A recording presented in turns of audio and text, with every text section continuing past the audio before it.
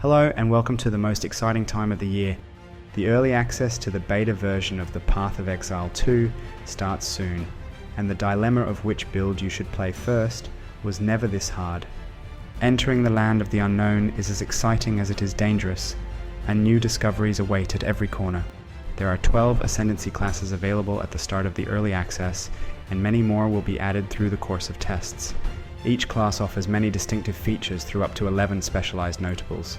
You can pick up only 4 of them, which requires you to make important decisions that shape up your gameplay. As always, every skill can be combined with every Ascendancy, although at the start, it will be far easier to keep it up with their original themes.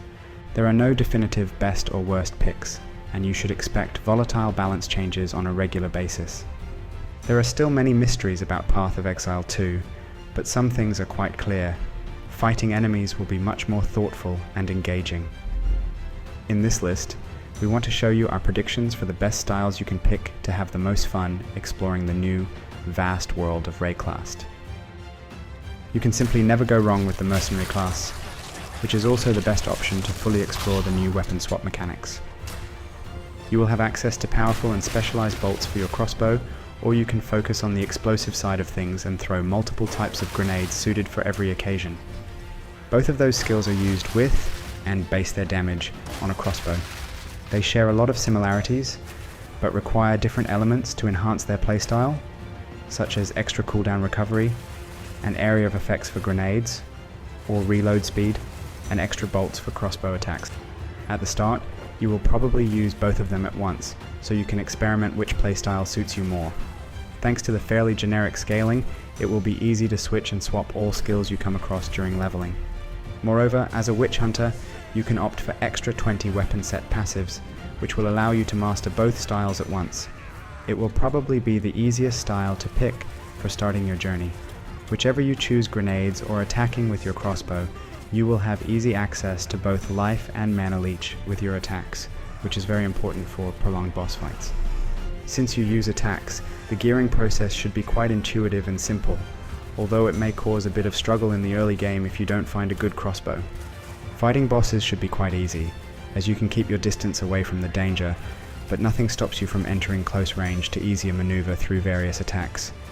You won't be able to attack enemies non-stop, so having your damage gated behind cooldowns is not that bad either. It is hard to come up with a reason to not play this class other than not enjoying this playstyle at all. Fortunately, there are many other amazing playstyles you can try out in the early access. The Titan Ascendancy is another safe option for anyone who wants to try out new melee combat. This Ascendancy is packed with powerful and universal bonuses, so it will fit most melee builds out there.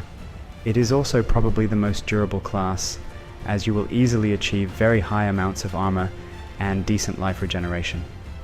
You will accumulate a lot of strength, which in return gives you a lot of maximum life for even more durability.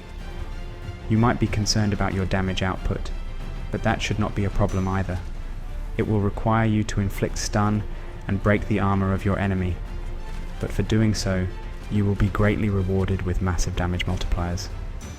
You will mainly want to use slam skills, which are quite slow, but deliver a tremendous amount of damage. The preferred damage type is physical, as it is more effective at stunning enemies, but other types can be used too. As a Titan, all your slams can cause aftershocks to deal their damage again. Furthermore, every second slam can be empowered by ancestors to deal even more damage, which can also leave said aftershocks.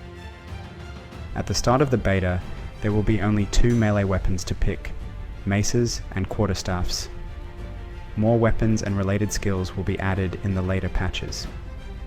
This means there will be lots of different skills to choose from at start, but they all use mostly the same modifiers to scale their damage, so you can very easily experiment and test different setups. We strongly suspect skills like Sunder or Supercharged Slam will take the lead, as they provide a lot of damage and area coverage at the same time, but it doesn't mean other skills are weak either. Regardless of your choice, you will probably always include a setup for the Hammer of the Gods, as it is simply too strong to not use it.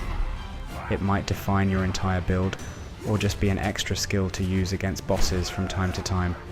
The Armor Breaker skill will also see a use in almost every build, It removes enemy defense, so it is useful for every build that deals physical damage, but it can also interact with skills like Sunder to guarantee certain effects. We will of course also conduct many experiments to verify which skills perform the best, and will aspire to post guides as soon as possible. Alternatively, you can increase the effect of all your small passive skills by 50%. This is probably the strongest ascendancy node in the whole game, as it allows for an insane amount of customization. Depending on the power of small notables on the passive tree, we might even see warrior spellcasters, or warriors holding bows. It can be compared to the famous Might of the Meek Jewel from Path of Exile 1, which was much more situational and has a major drawback attached, yet still could be used in many builds. If you prefer a damage over time style, then the Poison Pathfinder is your safest option. Other overtime effects like Bleed or Ignite don't seem to be fully supported at the start of the beta tests, but it will probably change in the future. At first, you can inflict only 1 stack of poison on the enemy, but you can quickly raise that limit to a higher amount.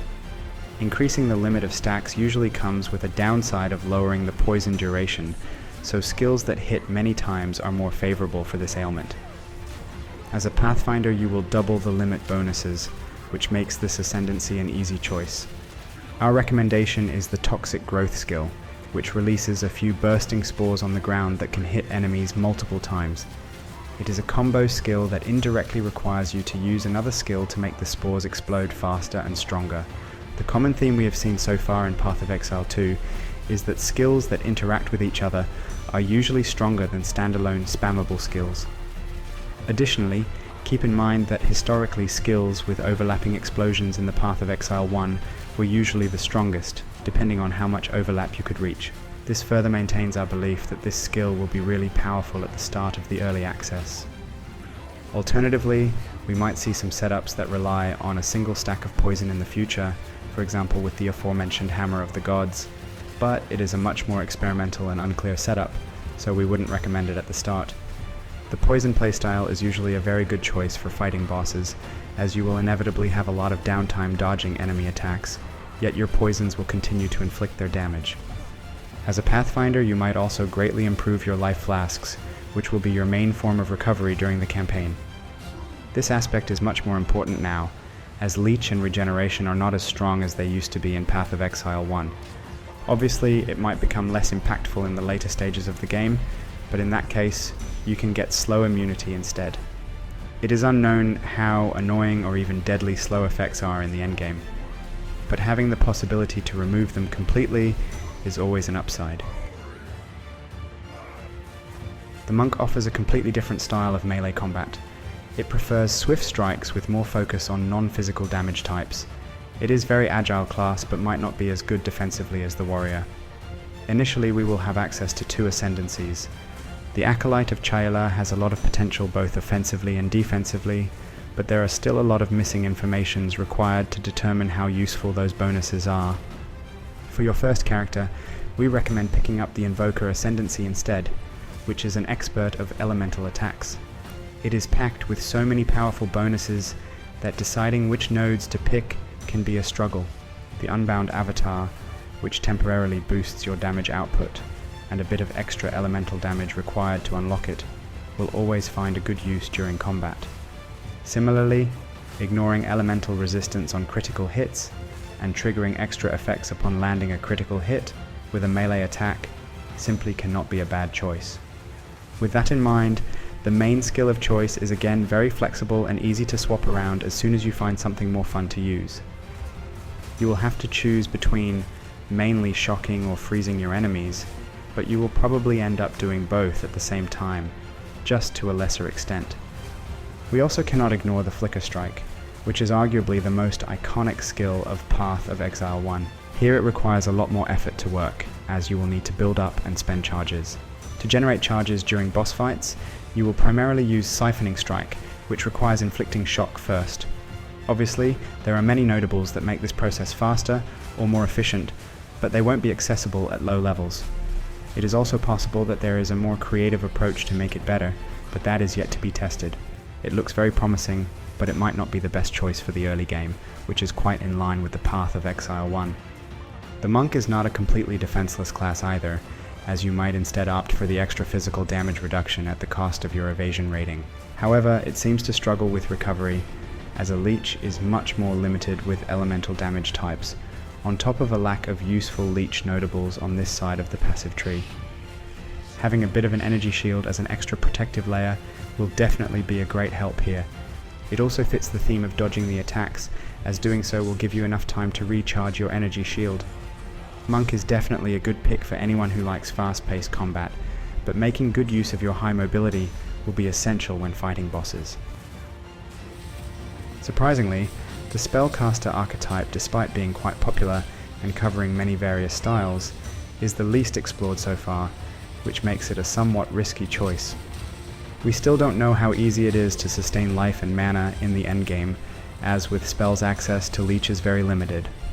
Spells are also much harder to swap around, as they base their damage mostly on their own gem levels. There are also a lot of different types of spells. Some will require more investments into projectiles, area of effect, or duration, not to mention the elemental type itself.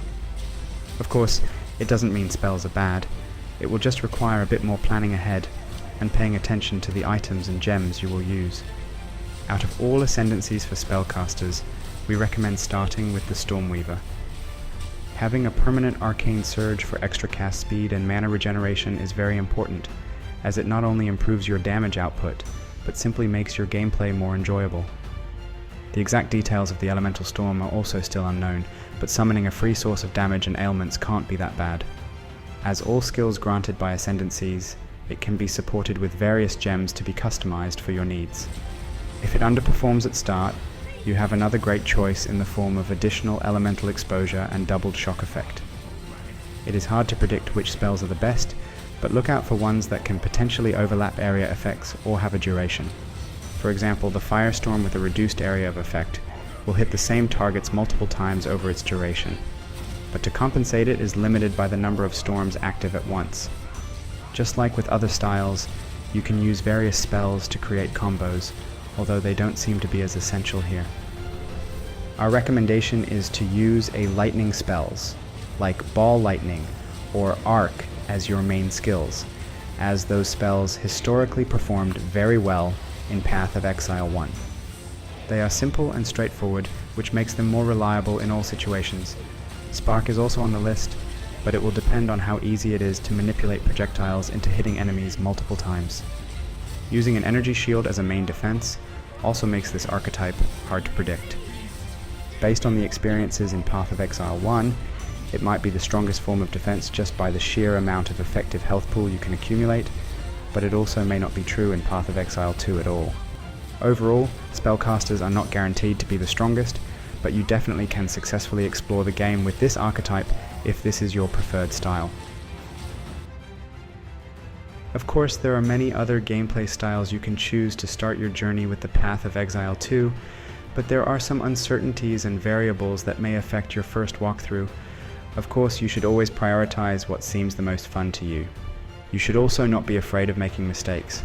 During the beta tests, you won't be able to change your ascendancy, but refunding your passive tree points is significantly easier, as it only uses gold now. Changing gems around is also much easier, as you don't need specific socket colors. Keep in mind there are a lot more ascendancies that will be added in future updates that will undoubtedly bring more support for different playstyles, such as bleeds, chaos spells, or new weapon types. If a certain skill underperforms, it is possible that it is not yet ready to be played. As always, we will thoroughly research the game as the beta starts to give you the best tips and ideas to guide you through the game. If you ever feel stuck, want to try out new builds, or look for improvements for your current character, make sure to visit our channel. We hope this video helped you to decide which playstyle you want to pursue first, and we wish you a lot of fun when the game starts. Thank you for watching, and see you soon.